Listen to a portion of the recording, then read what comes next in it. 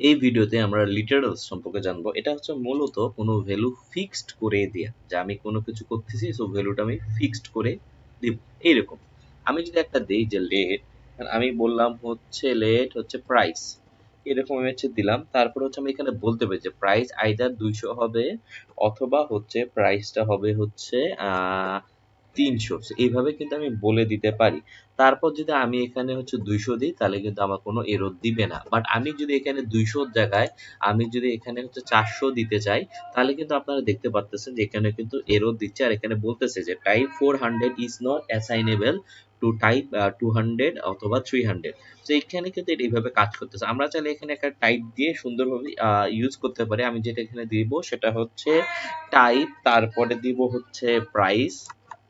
আমি তারপরে এখানে দিব সেটা হচ্ছে এই যে আমি যেটা এখানে আগে দিয়েছিলাম 200 অথবা হচ্ছে 300, আমি এক্স্যাক্টলি সেটা দিয়ে আমি হচ্ছে এইখানে হচ্ছে ওই প্রাইসটা লিখে দেবো, তাহলেই কিন্তু আমার এটা হবে। আর এখানে এরর দিচ্ছে কারণ আমি এখানে 400 দেওয়ার চেষ্টা করতেছি, আমি যদি এখানে 300 দিয়ে দিই তাহলে কিন্তু প্রবলেমটা আমার সলভ হয়ে যাচ্ছে। সেটা অনেকটা ইউজফুল অনেক জায়গায়, যেমন হচ্ছে আপনি ইউনিট ফিক্সড করে দিতে চাচ্ছেন। ধরেন হচ্ছে আপনি শুধু হচ্ছে আহ কি রকম, সাপোজ হচ্ছে দুইটা ইউনিট আছে, একটা হচ্ছে মিটার সেন্টিমিটার এরকম কিছু। তো আমি যেটা করতে পারি সেটা হচ্ছে আমি দিলাম হচ্ছে টাইপ, তারপর হচ্ছে ইউনিট, তারপর আমি হচ্ছে এখানে দিলাম হচ্ছে সেন্টিমিটার অথবা হচ্ছে মিটার, এইরকম একটা জাস্ট আইডিয়া পাওয়ার জন্য। তারপর আমি যেটা করবো লেট হচ্ছে ইউনিট, তারপর এখানে আমি ইউনিটটা দিয়ে দিই।